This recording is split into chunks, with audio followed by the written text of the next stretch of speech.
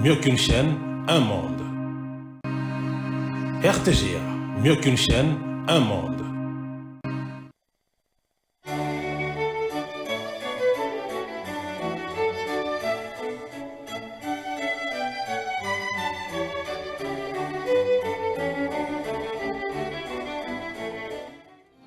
Ce journal vous est offert par Thermoprotection. Illico Cash, ma banque mobile.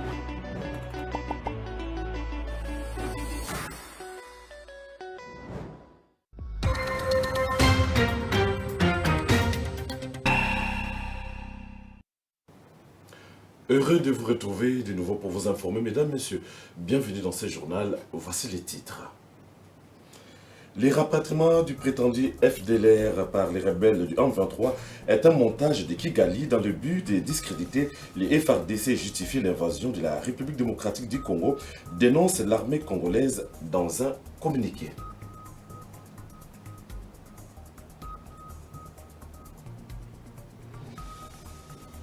Appel à la mobilisation générale contre l'agression rwandaise, la première ministre Judith Suminwa Tuluka a lancé officiellement la campagne Congolais Téléma, en français Congolais Lève-toi, une initiative du gouvernement pour inciter les Congolais à s'unir pour défendre l'intégrité territoriale de la République démocratique du Congo.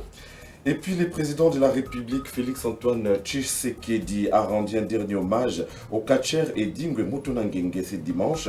Déjà, une plaque commémorative en honneur de ces derniers sera fixée au monument des artistes à la place Victoire dans la commune de Kalamu à Kinshasa. C'est tout pour les titres. Commençons par cette nouvelle. Les forces armées de la République démocratique du Congo a dénoncé dans un communiqué la mise en scène par l'armée rwandaise de l'opération mensongère des rapatriements des FDLR.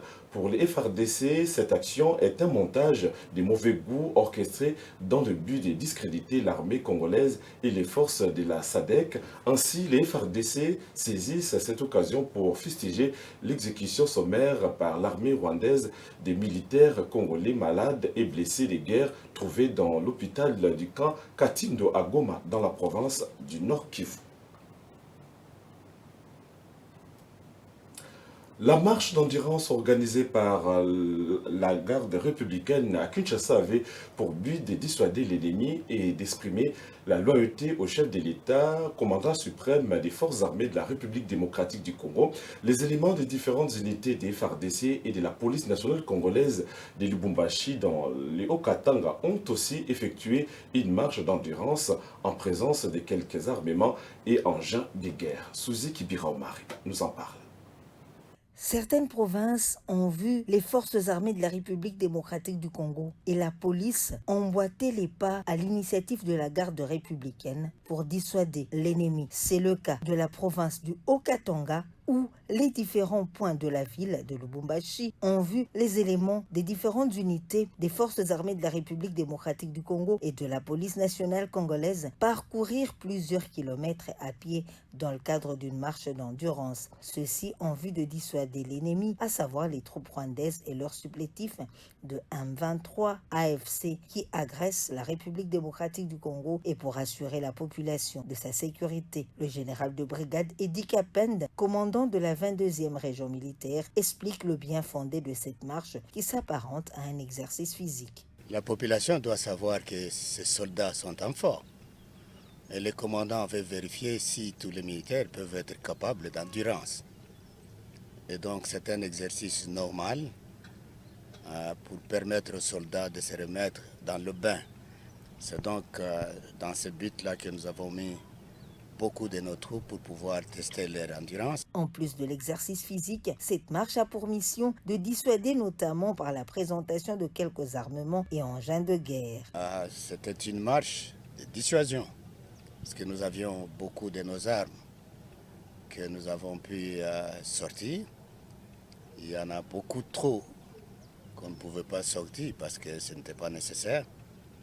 Et pour nous, c'est relever le moral de nos hommes, en même temps dire à la population que nous sommes présents à leur côté pour les protéger et nous sommes prêts à répondre à toute éventualité. Au-delà de la marche, plusieurs activités sont organisées par la 22e région militaire pour non seulement rassurer la population, mais aussi pour améliorer les relations civilo-militaires. Il est à noter que dans la capitale congolaise, la garde républicaine a également démontré sa force et sa loyauté au chef de l'État, commandant suprême des forces armées de la République démocratique du Congo.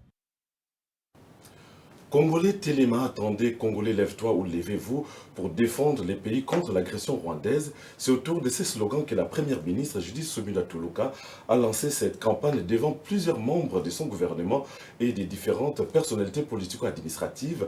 Pour la chef du gouvernement, cette campagne s'inscrit dans le cadre du Front populaire que mène la RDC aux côtés des fronts militaires, diplomatiques, médiatiques, juridiques, économiques pour bouter l'agresseur hors du pays, s'inscrivant dans la continuité de la campagne Bendele Kouyaté, initiée en mai 2021 par son prédécesseur Samalou Kondé. Cette initiative vise à renforcer l'unité nationale et à inciter les Congolais à s'engager activement dans l'effort de guerre. Suivez à ce sujet l'extrait du message de la première ministre Judith Suminwa Tuluka.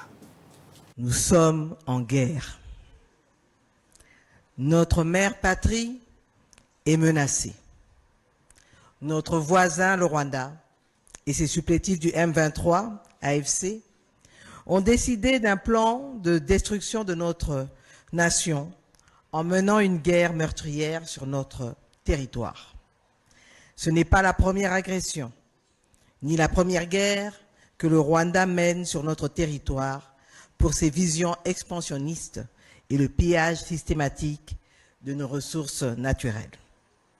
Dans leur aventure meurtrière, ils tuent consciemment des milliers d'innocents, détruisent des vies de femmes qu'ils violent, bombardent des écoles et hôpitaux, tout ce qui peut contribuer à la construction de l'avenir de notre pays. Mes chers compatriotes, cette guerre a trop duré. 30 ans, ça suffit. Aujourd'hui, le Rwanda, avec malheureusement la complicité de certains de nos compatriotes, veut porter atteinte à ce que nous avons construit depuis plusieurs décennies. Un avenir commun, une cohabitation pacifique, un relèvement économique dans le nord et le sud Kivu et à travers toute la République démocratique du Congo. Ils prennent pour compagnons de guerre la haine, la division et la manipulation des faits pour des fins de propagande, pour attiser des tensions au milieu de la population et nourrir leur projet de génocide des Congolais. Mais le peuple congolais est uni. Il est uni par le sort et uni par le choix d'être et d'exister collectivement telle une nation. Oui, nous avons compris le jeu de l'ennemi et nous ne nous laisserons pas aller à cette destruction planifiée de ce qui nous est cher. Aux côtés du président de la République, moi-même et tout le gouvernement, travaillons à remplir notre devoir, donnant des ressources à nos forces armées qui, sur terrain, avec bravoure, luttent jour et nuit et payent du prix de leur vie pour défendre l'intégrité de notre territoire. Et pour cela, nous les saluons. Nous saluons aussi les Wazalendo. Et les membres du gouvernement ont déjà réuni plus d'1 milliard de francs congolais dans le cadre d'efforts de guerre.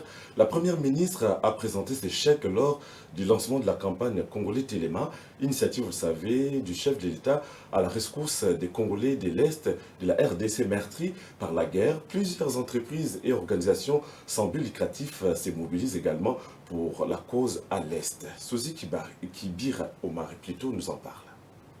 Le peuple congolais, mobilisé comme un seul homme, dit non à toute tentative de balkanisation de la République démocratique du Congo. Voilà pourquoi le gouvernement congolais a initié, dans la vision du chef de l'État, la collecte des fonds dans le cadre de l'effort de guerre afin de soutenir les hommes de troupes sur le terrain. La première ministre, Judith Suminwa, a dévoilé lors du lancement de la campagne Congolais Téléma que son gouvernement a déjà réussi à collecté un montant de 1,201,300,000 francs congolais pour la cause. Judith Soumino a indiqué que dans les revenus, chacun des membres de son gouvernement a apporté sa contribution et le premier chèque qui a réuni ce montant devra être versé au compte nouvellement créé par le ministère des Finances pour soutenir l'effort de guerre. Chaque membre de son gouvernement a apporté sa contribution. Ces premiers pas faits par les membres de son gouvernement n'est pas le dernier geste. Ils continueront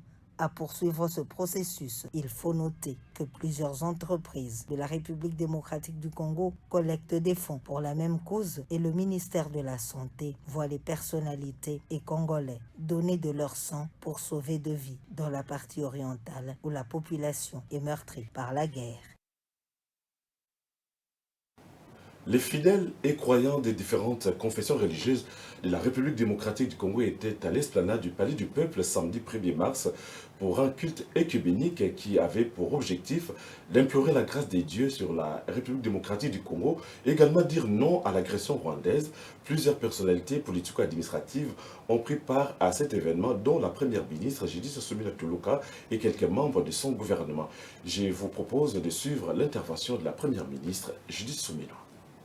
Chers compatriotes, chers frères et sœurs en Christ, hommes et femmes de foi, en ce jour de prière et de recueillement, nous nous assemblons, unis par notre foi et par notre amour pour notre patrie, la République démocratique du Congo. Aujourd'hui, plus que jamais, notre nation a besoin de la grâce divine, de la force de notre unité et de l'engagement de chacun pour restaurer la paix et préserver l'intégrité de notre territoire. Notre pays traverse une épreuve difficile. À l'Est, des forces obscures animées par des intentions belliqueuses cherchent à semer le chaos, à diviser notre peuple et à piller nos richesses. Face à cette agression, nous devons rester debout, unis et déterminés. Nous savons que la paix véritable ne peut exister sans justice et que notre unité est notre plus grande force. Ce n'est que dans la cohésion nationale, dans la solidarité et dans la foi que nous triompherons de ces épreuves. Dieu ne nous a pas abandonnés et en ce jour, nous levons nos voix vers lui et pour lui confier notre nation. Prions pour nos compatriotes de l'Est, victimes de la barbarie et de l'injustice. Prions pour nos soldats, ces vaillants fils et filles du pays qui, avec courage et abnégation, défendent notre souveraineté. Parlons autre chose. Les opposants congolais Seth Kikuni et Mike Mukebai ont recouvré leur liberté samedi 1er mars 2025. Eh bien, les deux opposants ont quitté la prison centrale de Makala alors qu'ils purgeaient leurs peines respectivement. Outre les deux opposants, l'influenceuse Denise Dishochoy a également été libérée ainsi que 800 autres détenus bénéficiaires de la grâce présidentielle au cours d'une cérémonie présidée par le ministre de la Justice Constant Mutamba qui a fait savoir que cette démarche va se poursuivre dans toutes les prisons du pays. Dieu merci Diaka. Le ministre d'État, ministre de la Justice et garde des Sceaux, Constant Mutamba, a procédé samedi à la libération de plus de 800 détenus bénéficiaires de la grâce présidentielle, à l'instar des opposants Seth Kikuni et Mike Mukebai. Ils sont tous bénéficiaires de la grâce présidentielle et ont quitté la prison centrale de Makala. Avant leur libération, une cérémonie présidée par Constant Mutamba, le ministre d'État en charge de la Justice et garde des Sceaux, a eu lieu sur place à Makala. Papa Ntamba dans le kumu na autour l'équipe sont en prison na CP ning papa vertige na ko lobate papa ngai pendant centre d'éducation à Makala vraiment on a été condamné à 4 ans mon Constant Mutamba c'est sous faveur a été libéré vraiment en tout cas intéressé dans ma casse. Constant Mutamba a au cours de cette cérémonie annoncé la poursuite de ses libérations dans les autres prisons du pays dès ce dimanche. Tata mokonzi mboka a Gracia Kibino. Tokani? Oui. Oza na la grâce présidentielle. ok proposaka tata mokonzi ya mboka andimaki kogracie bino me yeba ke soki ozongeli mabe bakokanga yo lokola kuluna peine de mort et bakomonako lisu na famille na yo. Le 30 décembre dernier, dans son ordonnance lue sur les antennes de la RTNC, le président Félix Antoine Tshisekedi Tshilombo a accordé la grâce présidentielle à plusieurs détenus, fixant les règles pour les bénéficiaires de cette mesure, soulignant que cette décision a été prise afin de marquer d'un sentiment particulier d'humanité, de pardon et de clémence à la clôture de l'année 2024 ainsi qu'aux festivités du nouvel an 2025. Une commission spéciale a également été mise en place par Constant Moutamba en vue d'examiner au cas par cas ces libérations. Parlons toujours justice, la reprise du procès opposant le ministère public au sénateur Augustin Matata Podio et consort dans l'affaire des détournements des fonds alloués au projet du parc agro-industriel du Bukanga-Lonzo a été annoncé pour ce lundi 3 mars 2025. Les co-accusés de l'ancien Premier ministre Matata Ponyo sont entre autres l'ancien ministre délégué aux Finances Patrice Kitebi, l'ancien gouverneur de la Banque centrale du Congo Deogracias Mutombo ainsi que le Sud-Africain Christo Claubert. Rappelons que cette affaire avait été ouverte en mai 2025 devant la Cour constitutionnelle. En novembre de la même année, ces derniers ressorts avaient estimé qu'il n'avait pas compétence pour juger un ancien Premier ministre coupant pour aux poursuites contre lui. Les vice-premiers ministres, ministres de l'Intérieur, avec le secrétaire général, a échangé avec le secrétaire général du PPRD, Emmanuel Chabani. Jacquemain Chabani a voulu avoir des éclaircissements sur les activités du parti de l'ancien président congolais Joseph Kabila en cette période où le pays est agressé. Le patron de la territoriale a rappelé à la délégation du PPRD le strict respect des lois qui régissent les partis politiques. Suzy Kibiraumari nous en parle dans cet élément.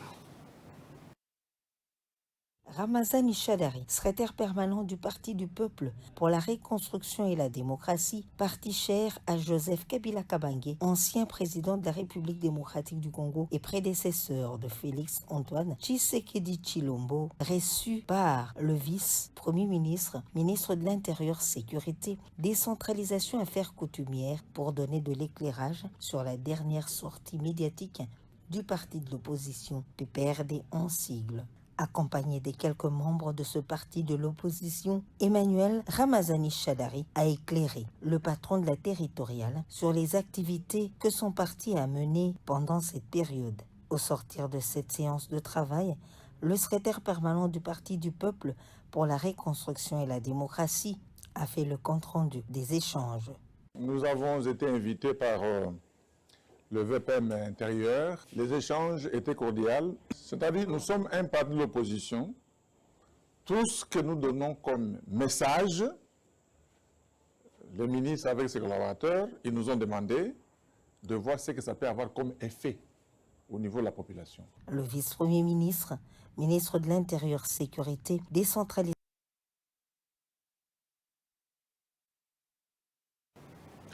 Les femmes du monde entier se retrouvent à New York chaque année pour évaluer les activités menées dans le cadre de la promotion des droits des femmes. Les femmes leaders de la République démocratique du Congo qui participent aussi à faire entendre la voix du pays en cette période où la RDC est agressée par le Rwanda. Mais quel est le rôle de la Commission de la condition de la femme congolaise? La réponse dans ces papiers signés Suzy Kibiraumari.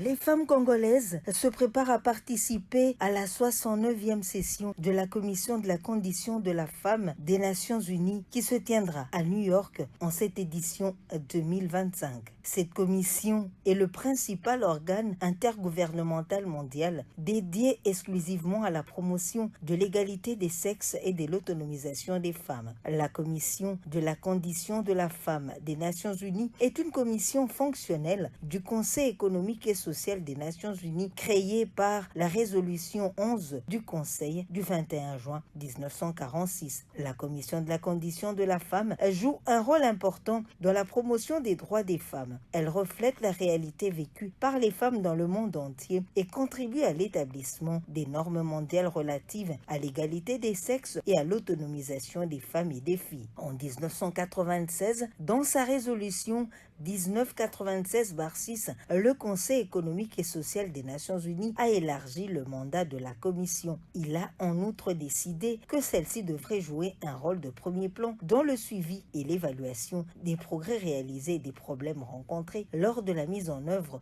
de la déclaration du programme d'action de Beijing, ainsi que dans l'intégration d'une perspective de genre dans les activités des Nations Unies. Les conclusions et recommandations de chaque session sont transmises à l'ECOSOC afin qu'il en assure le suivi. Les femmes de la République démocratique du Congo, sous l'égide du ministère du Genre, Famille et Enfants, sont déterminées à faire entendre la voix de la République démocratique du Congo, agressée par ses voisins, notamment le Rwanda et ses supplétifs M23 AFC.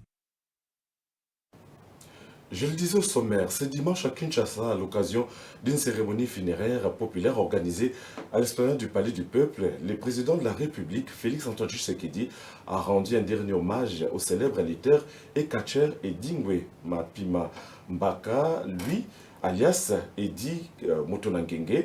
Le chef de l'État a déposé sa couronne de fleurs en s'inclinant devant la dépouille mortelle de l'illustre disparu avant de réconforter la veuve et les membres de la famille du défunt. Également présent à cette cérémonie, le ministre des Sports et Loisirs, Didier Boudimbo, a révélé dans son éloge funèbre les qualités de ces sportifs de renom. Selon lui, la vie et les parcours des sportifs d'Edingwe Motonangenge sont une source d'inspiration.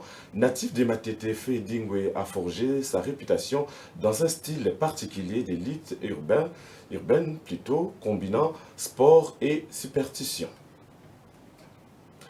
Et dans notre page rétrospective, vous le savez, qu'un drame s'est produit le jeudi à Bukavu, chef-lieu de la province de Sud-Kivu. 11 morts et des blessés graves. C'est le bilan de l'explosion d'une bombe dans cette ville lors d'un meeting de la coalition FCM23. 2 grenades ont été lancées dans la foule tout juste après le départ des organisateurs de ce meeting, notamment Corneille Nangaa. L'attentat n'a pas été revendiqué jusqu'ici, mais tout porte à croire qu'il s'agit d'une manœuvre orchestrée par les rebelles du 1-23 et l'armée rwandaise. Le président Félix Tshisekedi avait exprimé sa profonde douleur après ces drames perpétrés par les rebelles du 1-23 et l'armée rwandaise avant de présenter ses condoléances aux familles endeuillées et exprimer sa solidarité avec les victimes. Avant de nous quitter, mesdames, messieurs, je vous rappelle les titres développés au cours de ce journal. Les rapatriements du prétendu FDLR par les rebelles du M23 est un montage de Kigali dans le but de discréditer les FRDC et justifier l'invasion de la République démocratique du Congo, a dénoncé l'armée congolaise dans un communiqué.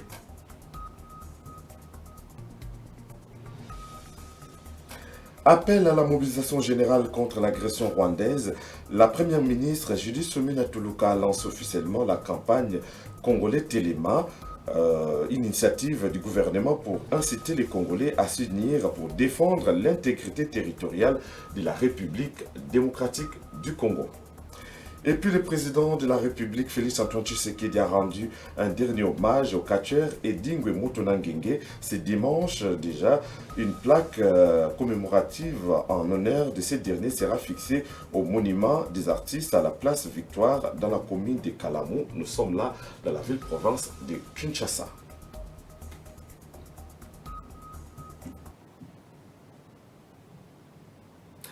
Paix et grâce chez vous, mesdames, messieurs. Je vous retrouve prochainement. D'ici là, portez-vous bien. Au revoir. Ce journal vous a été offert par Tango Protection. Illico Cash, ma banque mobile.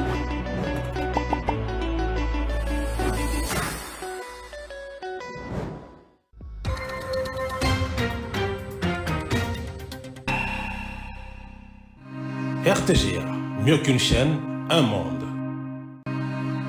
RTGA, mieux qu'une chaîne, un monde.